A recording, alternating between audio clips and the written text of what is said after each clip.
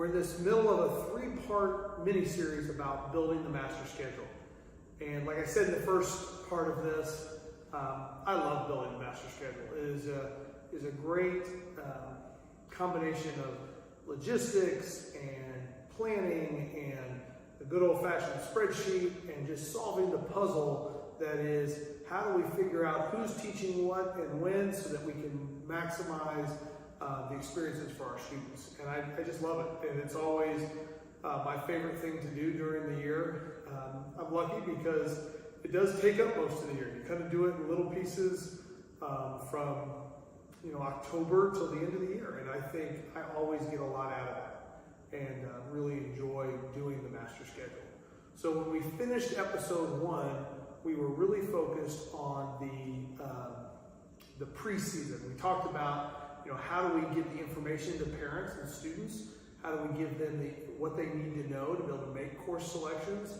And that's a big deal. And we put a lot of effort into that as a school community. And it takes everybody. It takes guidance counselors, it takes administrators, it takes teachers, it takes an active parents and students to be involved in that and want to be involved in that. And we're lucky that we kind of all can work together and really do some really good things with that. Now, at this point that we're going to talk about now, it's really the in-season push. For us, it's the months of January, February, and March, and that's really when we make a big push to get our master schedule going. And so we're really working in 2 arenas during that time, and really 3, but two big ones. The first one is students. You've got to get student requests that what they want to take, you got to get that accurate.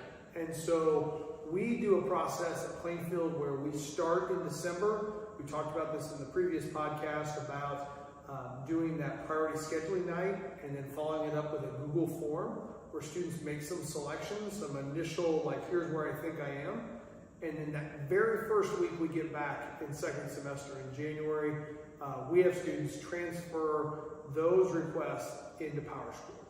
And we do that on their own. We don't have a guidance counselor holding their hand for that initial information because we've got to get those numbers into PowerSchool. We need to do it pretty fast. It takes us about a week of turnaround when we push it out during our homeroom time. We push it out and we remind kids and we really push to get them done.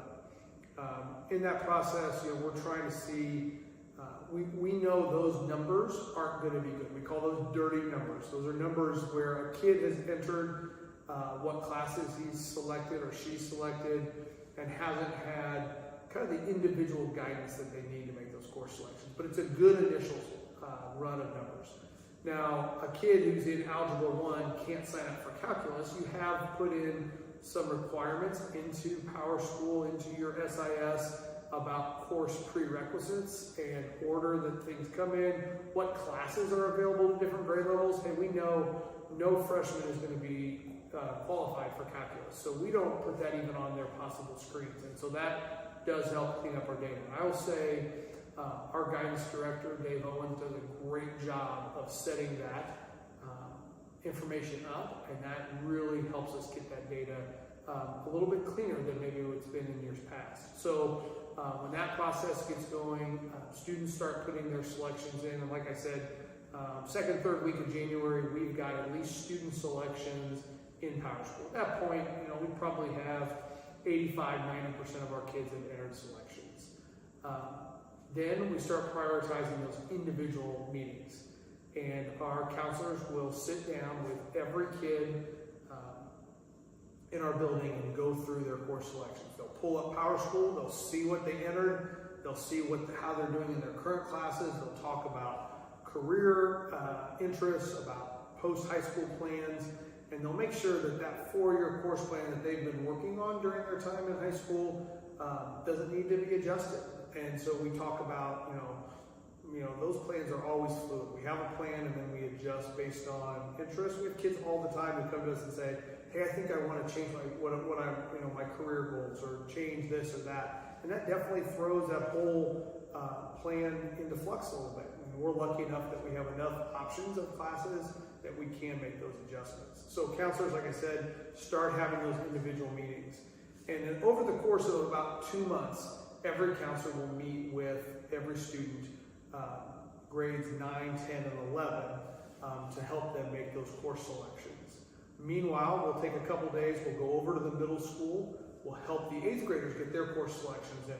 They were invited to that priority scheduling night. That group always shows up for that night because it's their first taste of high school. Through that process, their middle school counselor will help them with their course selections. Our high school counselors will help them get it into Power School. Then we'll lean on the middle school staff a little bit to help us with correct course selection, some of those things, and we'll look at grades and all those things to make sure we get kids in the right spots. But that's part of that process too. So by early March, our counselors are working to turn our dirty numbers of January into clean numbers for March. And I always set a real high-level goal. Hey, I want it done by March 1st or March 4th or whatever, and really try to push them, knowing that I have a little bit of wiggle room. But I really need those numbers to be pretty darn clean by the middle of March so that I can do the next stages of this. Meanwhile, while the counselors are working on student numbers, I'm working on course information. And so you have to teach your SIS about your schedule. You have to teach about when classes are offered. Is this a fall class? Is this a spring class? Or is it offered both semesters? You have to talk to it about how many kids can be in there. We talked about earlier about the course survey, the teacher survey, when I asked for information, and my engineering teacher may say, hey, we only have 32 workstations in the computer lab, so at most I can have 32 kids. Well, you got to teach the SIS that. It's not going to know that on its own. And so you have to go in and you have to put that information in. The cleaner that information is, the more precise you can be, the better. If you know that certain classes have to be offered at certain points in the day because of teacher availability, because of room availability, or maybe even about student availability, you got to get that information into your SIS, because your SIS is only as good as the information you give it, and so you have to be thorough. And that's really where that time spent in this process really goes a long way. And so we really focus on cleaning that data. I have a wonderful assistant, and she works with me, and we make sure we clean it up together. And Rhonda and I will go back and forth, and I'll have a spreadsheet where I'll make some corrections. She'll go in and she'll make some adjustments as well. And so she'll clean up in the SIS while I kind of work on a spreadsheet so I can have a more global view of where things are. We clean that up. Then as we get into late February, I'll start sharing numbers and start working with department chairs. I make a lot of decisions along with the rest of our administrative team about who's teaching what and how many and how all that works. But I also lean on my department chairs. Our department chairs are fabulous here at Plainfield, and they do a great job of understanding their group and their strengths and weaknesses, and also just how we can continue to move forward. And so that's really a collaboration, and we work together to figure out those kind of things. And so we take those numbers as they become cleaner and cleaner, and we start to figure out how to make it work. And I really feel like this is the place where I have to really understand the whole picture. You only, let's say, for example, you have 10 teachers in a department. So if you have 10 teachers in a department, in our building, they teach 6 periods a day, 2 semesters, so each teacher teaches 12 sections a year. So 10 teachers times 12 sections is 120 sections. Well, I have to look at those requests that we have, those student numbers, those dirty numbers that are becoming cleaner, and we need to start matching them up. And so we really dig into how do we find, if I have room for 120, I have teaching capacity for 120 sections, but I have student requests for 124 sections, that's when I have to start getting creative. And we're going to get into some of that part in the next podcast, but that's where we are at this point. We've gotten the data clean. We've started to get the coursework, the course information clean. The student requests are getting clean. We're getting this teacher information cleaned up. Who teaches in what room? How many periods they teach each day? Do certain teachers have to have certain periods off? I'm getting all that information. I'm cleaning, and I'm really teaching the SIS about our schedule.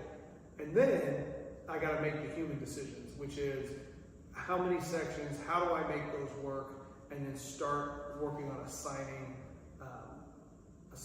teaching courses to each of our teachers and sections to each of our teachers.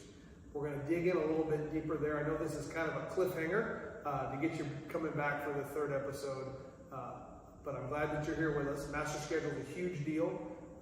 It's not easy, but once you really dive into it, man, it can be a lot of fun. So thank you for tuning in, and be back in a couple weeks, and we'll hit the third installment on the master schedule. Thanks.